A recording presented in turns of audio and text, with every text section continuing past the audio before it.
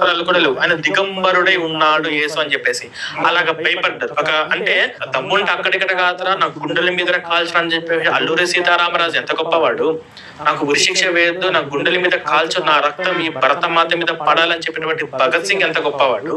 వీళ్ళని చూసి మనం ఇన్స్పైర్ చేసుకోవాలి. కానీ ఆయన మనుషుల కోసం ప్రాణాల కోసం వచ్చాడని చెప్పే ఈ యొక్క మూఢనమ్మక సిద్ధాంతం ఏదైతే ఉందో అది ప్రపంచంలో ఒక పెద్ద అబద్ధము. అది ఎవరికి ఉపయోగించేటువంటి సిద్ధాంతం. దీనికి ఏమంటే యేసు ప్రభువు బయట వేషాన్ని మార్చడానికి రాలేదు. మనిషి ఇంటర్నల్ గా ట్రాన్స్ఫార్మ్ అయితేనే సొసైటీలు మారుతాయి. అంటే ఇంటర్నల్ చేంజ్ కోసం యేసు ప్రభు వచ్చాడు. ఇప్పుడు ఎగ్జాంపుల్, వ్యభిచారంలో పట్టుబడిన స్త్రీ అందరూ కొట్టి చంపేద్దాం అంటే ఆమె లోపల మారాలి. సో అంతరంగా మార్పు, తిరిగి జన్మించటము, ఈ కాన్సెప్ట్స్ తోటి యేసు ప్రభు వచ్చాడు. కాబట్టి రోమాలతోటి కత్తి తీసుకొని ఫైటింగ్ చేయలేదు.